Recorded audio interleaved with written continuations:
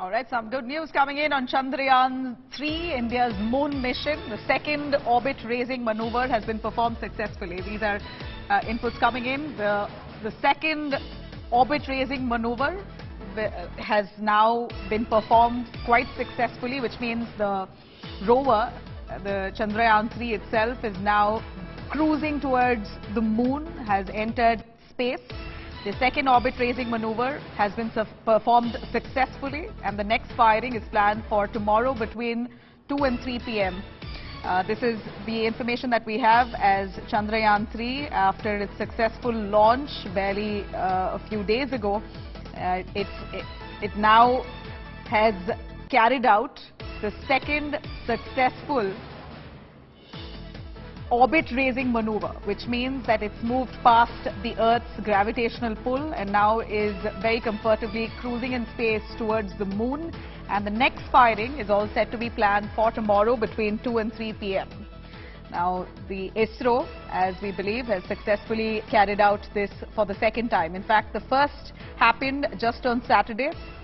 The first orbit-raising maneuver happened on Saturday, and there are supposed to be two more that they will conduct. But the second one, we believe, like the first, has been quite successful. The orbit-raising maneuver has ensured that the spacecraft is now very comfortably flying just off 200 kilometers off Earth, which means it's well past the Earth's gravity and now is cruising towards the moon. Now, the first one was performed on Saturday. This is the second one that's also very successfully completed. In fact, Chandrayaan-3 is certainly the pride of India at this point. This is the moon mission that India is really looking forward to achieve. A failed attempt of Chandrayaan-2 has really not dented any spirit. This time around, Chandrayaan-3, it appears that those in the team have been super confident about its landing on the moon, and it's going to be part of the south. It's going to be landing as expected on the south pole of the moon, which no other country has ventured into. So this really makes, if goes as per plan and successful, makes India the fourth country to achieve the moon mission.